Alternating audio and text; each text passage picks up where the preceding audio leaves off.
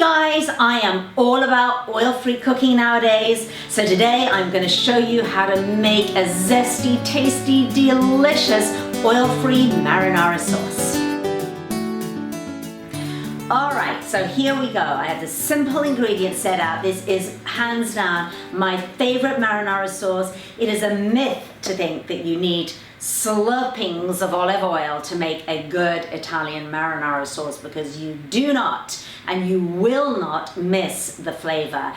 Taking oil out of recipes makes them so much healthier. We're sort of trained and led to believe that plant oils are good for us. Well, they're not actually good for us. Are they better than butter and lard and saturated fat? Absolutely. But we're actually better off without them. We're better off getting our fats and oils from whole foods such as nuts and seeds and olives and avocados, my favorite food in the world, etc. So that's why I try to go oil-free as much as possible. So here we go. I've got everything set up. Now, first thing, I have my saucepan. And I think for oil-free cooking, your cookware is super, super important. If you have flimsy, kind of thin cookware, it makes it really easy to burn the onions and whatnot. So you do want a really good quality cookware. This is really pretty much my favorite cookware in the world. You've heard me talking about it before. It's 360 cookware, and this is their 1 quart saucepan, and I'll tell you more about that in a minute. But let's just get on with the oil-free cookery. So the first thing is, your best friend when it comes to oil-free cooking, oh, I'm leaning against my stove here, is going to be a really good low sodium veggie broth, organic one. And you can either get the little bouillon cubes. I often use those because they're less expensive, and you get a lot of bang for your buck for the bouillon cubes. But I couldn't actually find any low sodium ones. Some of them have a lot of sodium in. So I went with the boxes. So that's your first thing. So this is what I'm going to do, my friends, to start off with. I have half a cup of this rich, low sodium veggie broth, and I'm popping that into my saucepan. And then I'm going to turn the heat on. As you can see, I'm fiddling around with the knobs of this oven. It's not that this oven doesn't belong to me. It belongs to me, but I've only had it for about a year. And I still kind of reach for the old oven's sort of turn on, turn off burners situation. All right, so I got it on a medium heat there. And what I'm wanting it to do is I'm going to heat it up until it starts simmering. But again, this is why cookware is really important, because again, some cheap cookware has a flimsy layer of metal between the food and the flame. And that's not what you want. You really want something. What's great about this particular brand of cookware, 360, is that they are made, I think it's made like with surgical steel or something, and it's 3 layers of surgical steel. So there's something about it, I don't know what it is, that it heats food very, very quickly and very efficiently. And you know me, my friends, I am the greenest gal on the planet, or I wish I was, and I hope to be. And so I like to buy from companies that are really green. And I like cookware that has 0 chance of leaching one kind of toxic chemical into my food, because I cook really, really healthy plant-based food, and if I'm leaching chemicals into it in the process, kind of what's the point?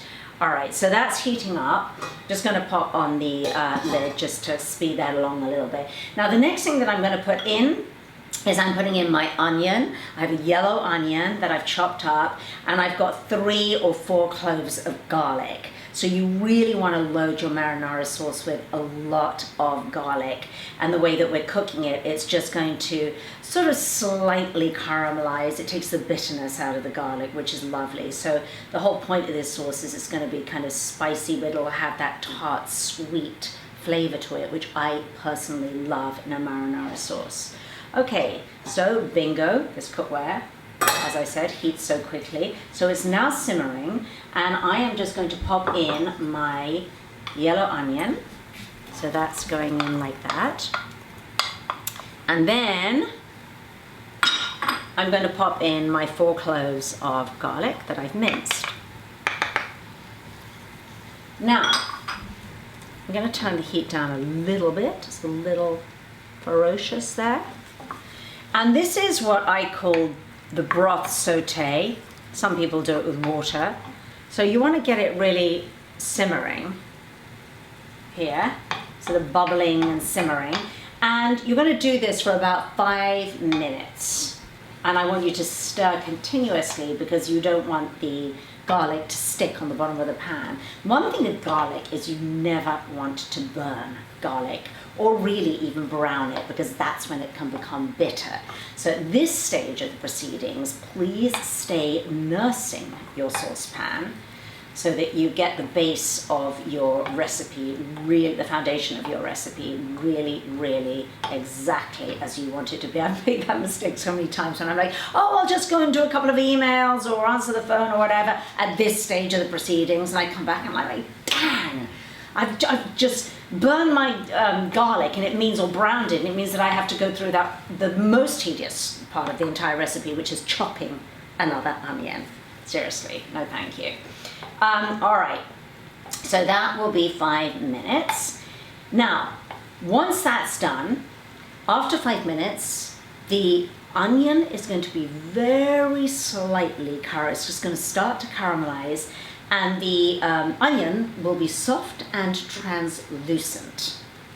Okay. Another little tip with oil-free cooking is, if you wanted to caramelize it even more, caramelize the onions, just keep on going for a little bit longer with it. But for this recipe, I don't want like fully caramelized onions because it's a marinara sauce. So soft and translucent is what I'm looking for. Okay. Right, the next ingredient that's going to go in is my tomatoes. So I use diced tomatoes. If it's the summer, you could use fresh tomatoes, obviously, when they're at their peak freshness. But this brand I really like, Muir Glen, and I like their diced tomatoes. You can get, they do fire roasted tomatoes that are delicious, and I use in things like chilies. But for this, I just want that kind of simple, really bright tomatoey flavor. So you'd either use 2 15-ounce cans or 1 32-ounce. So I'm using that nice big old can. Wow. In there. In it goes. How delicious is that? Okay.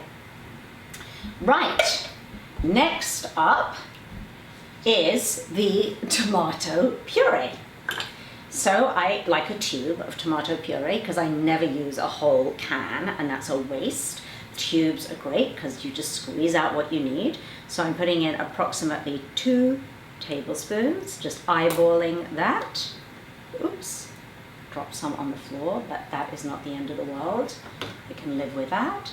I'm going to mix that in gently, and then finally, and this is optional, but it is a trick, I'm adding a little bit. You can either grate your carrot or you can cube it. I've chopped mine in a food chopper, very, very small, but it adds a complexity and a sweetness to your marinara sauce. So I'm going to just throw those in there like that. Now I'm going to turn the heat down to very, very, very low. With this cookware, a little heat goes a long, long way. So I'm turning it actually down to its absolute lowest setting. Okay, and my friends, how easy is this? Boom! Lid goes on, lower setting, and I'm gone for 15 minutes to go and do what I need to do. Okay, so 15 minutes have gone by, and this is looking amazing. So what has happened is I took the lid off after 10 minutes, and for the last 5 minutes I simmered it, and so it reduced down, so all those flavors are so rich and concentrated now. So to add the final sort of icing on the cake, as it were, I'm adding fresh ribboned basil or basil, depending on where you are watching from. I'm adding a little bit of dried oregano or oregano, depending on where you're watching from. And I'm going to stir those in like that. And the heat is just going to start to release the flavor of those herbs, particularly the dried herbs. So that's why I actually like to put it in at this stage when it's super, super duper hot. Oh my gosh, if you could smell this, it smells so good. And then I'm going to add a little bit of balsamic vinegar because we've got a very tart sauce now, fruity and tart. and I just want to balance it out with a little tiny bit of fruity sweetness, that thick syrupy balsamic. And then finally, I'm going to put in a little bit of sea salt. This is Celtic sea salt, a little bit, very sparingly, because I want to keep it as low in salt as possible. A few grounds of fresh black pepper. And oh my gosh, my friends, this honestly is, I think, is one of the best marinara sauces I have ever tasted, and it is completely oil free. So let's put some on the pasta now. Spoon some over.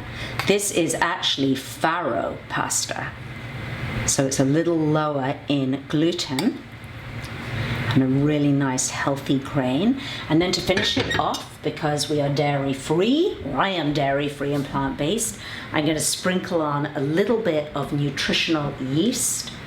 And just make sure with your nutritional yeast that you get one that is not fortified. It does not contain synthetic folic acid. That's a little tip. That's the healthier way to go. And what I like about nutritional yeast is it gives a cheesiness to your pasta that you might otherwise miss from omitting Parmesan cheese. Because hey, ladies and gents, we're keeping this fat-free, correct?